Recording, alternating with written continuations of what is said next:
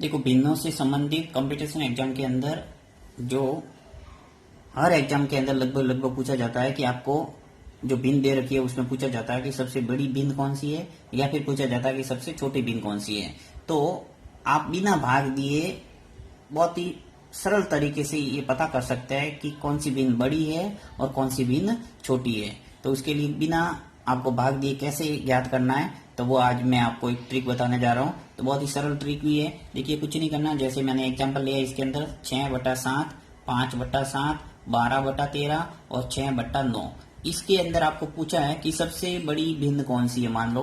तो आपको पता करने के लिए सिंपल सा क्या करना है, अंश व हर देखना है। देखिए, यहाँ पे अंश कितना है 6 और हर कितना है 7। यहाँ पे अंश कितना है 5 और हर कितना है 7। यहाँ 12, 13, 6 और 9। तो सब में एक विशेषता नजर आ रही है कि सब में अंश छोटा और हर क्या है, बड़ा। तो यही एक उचित भिन्न कहलाती है, जिसे अपन प्रॉपर भिन्न कहते हैं। कि उचित भिन्न की विशेषता होती है जिसके अंदर अंश छोटा होता है और हर बड़ा होता है।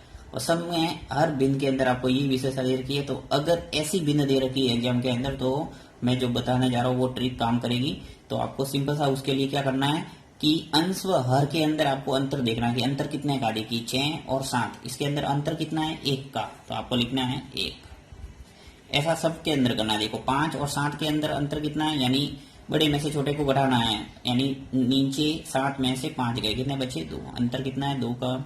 इसी प्रकार 12 और 13 में अंतर कितना है 1 का। और 6 और 9 में अंतर कितना है 3 का। यानी 9 में से 6 गए तो क्या बचा 3, यानी ये आ गया। अब आपको क्या करना है, जो अंश है सबके अंदर, इस अंश को ऊपर लिखना और भाग देना इनका। ऊपर लिख दिया 6, फिर बट्टा ये 5, फिर ऊपर लिख दिया यहाँ पे ये 12 और यहाँ पे लिखेंगे 6। यानी जो अंतर आया था उसी का अंश लेना और भाग देना उसके अंदर। अब देखिए, 1 का भाग देंगे 6 में तो क्या आएगा 6, 2 का भाग देंगे 5 में तो क्या आएगा 2.5, और 1 का भाग देंगे 12 में तो क्या आएगा 12, और 3 का भाग देंगे 6 में तो क्या आएगा 2।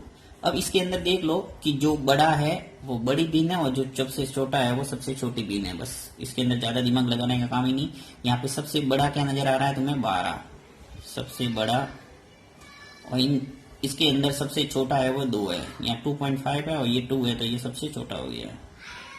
तो इसके अंदर आपके स्पष्ट रूप से पता चल रहा है कि ये बड़ा है। इसका मतलब जो 12/13 है ये क्या हुआ सबसे बड़ा, और सबसे छोटा क्या है 2। इसके सापेक्ष 6/9 है, वो क्या हुआ सबसे छोटा।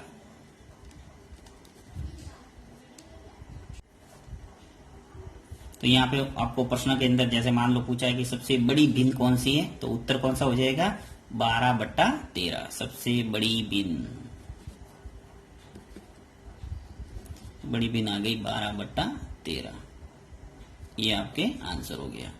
और इसी प्रकार सबसे छोटी भिन्न पूछा जाए तो क्या हुआ 6/9। तो अब इजीली आप पता कर सकते हैं। चलिए एक एग्जाम्पल और करते हैं जिससे आपकी बिल्कुल ये क्लियर हो जाएगा। एक एग्जाम्पल लिया मैंने 5/6, 3/4, 1/2 और 8/9। तो इस ढंग से आपके मान लो इसके अंदर भी क्या है, देखिए अंश छोटा है हर एक के अंदर और हर क्या है बड़ा है।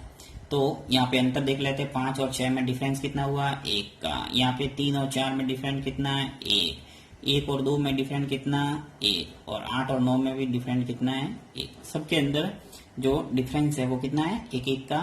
तो अब नीचे आ गए 1-1। अब इसके अंदर अपन अंश लिख लेंगे, सभी का अंश लिखेंगे। इसका अंश 5 है, इसका अंश 3 है, इसका अंश 1 ही है और इसका अंश क्या है 8। अब सब में भाग दे दो, 1 का भाग दे दो 5 में, 5 आ गए। 1 का भाग देंगे 3 में, 3, 1 में 1 का भाग देंगे 1, और 8 में 1 का भाग देंगे 8। अब स्पष्ट रूप से पता चल रहा है कि 8 सबसे बड़ा है और 1 क्या है सबसे छोटा है। तो आपके यहाँ पे आप बड़ा लिख लो, यहाँ लिखेंगे छोटा। तो इसके सापेक्ष जो सबसे बड़ी भिन्न हो गई वो कौन सी हो गई 8/9। तो सबसे बड़ी भिन्न,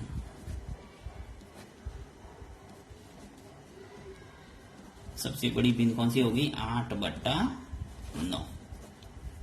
और सबसे छोटी भिन्न पूछे तो क्या हो जाएगी 1/2। और यदि आरोही और अवरोही क्रम में जमाने का बोले तो भी आप इजीली इसको जमा सकते हैं। देखिए सबसे बड़ी जैसे ये आ जाएगी 8/9, अवरोही क्रम में जमाना है तो 8/9 सबसे आगे आ जाएगा। फिर उसके बाद में ये है तो 5/6 आ जाएगी। उसके बाद में क्या है 3, तो ये आ जाएगा 3/4। और उसके बाद में अंतिम सबसे छोटी भिन्न कौन सी है, ये 1/2, तो 1/2 ये हो गया अवरोही क्रम। आरोही क्रम और अवरोही क्रम में यदि जमाने का बोले तो भी आप इजीली इसको जमा सकते हैं। तो ये हो गया अवरोही क्रम, सबसे बड़ी भिन्न आगे हो जाएगी और सबसे छोटी भिन्न पीछे। इसी प्रकार आरोही क्रम में बोले तो सबसे छोटी भिन्न आगे रखना है और अवरोही क्रम में वो ये सबसे बड़ी भिन्न है वो क्या हो जाएगी, सबसे पीछे।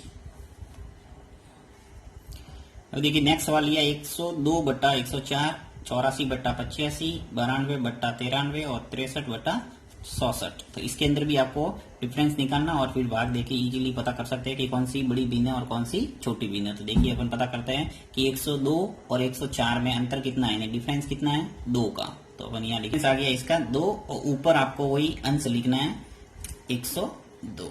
इसी प्रकार देखिए इसके अंदर 84 और 85 में डिफरेंस कितना है 1 और ऊपर आपको लिखना है इसका अंश 84। इसी प्रकार यहाँ पे देखिए 92 और 93 में डिफरेंस कितना है 1, ऊपर लिखना है आपको 92 इसका जो अंश है वो। और यहाँ पर भी वही काम, इसका डिफरेंस 1 है और ऊपर आ जाएगा 63। अब यहाँ पे देखिए आपको 102 के अंदर 2 का भाग देना, कितनी बार जाएगा 51 बार। यहाँ पे 1 का भाग देंगे 84 में तो 84 ऐसे कैसे, 92 भी 1 का भाग देंगे 92 और 63 में 1 का भाग देंगे तो 63।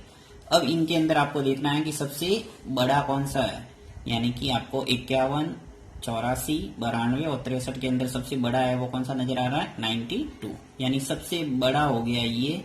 और सबसे छोटा है वो कौन सा है 51, तो ये सबसे छोटा हो गया। अब यहाँ पे देखिए इस 51 के सापेक्ष है x की भिन्न है वो कौन सी है 102/104। और इसी प्रकार जो 92 है इसके सापेक्ष इसकी जो भिन्न है वो कौन सी है 92/93। अर्थात आपके सबसे बड़ी भिन्न कौन सी होगी, बड़ी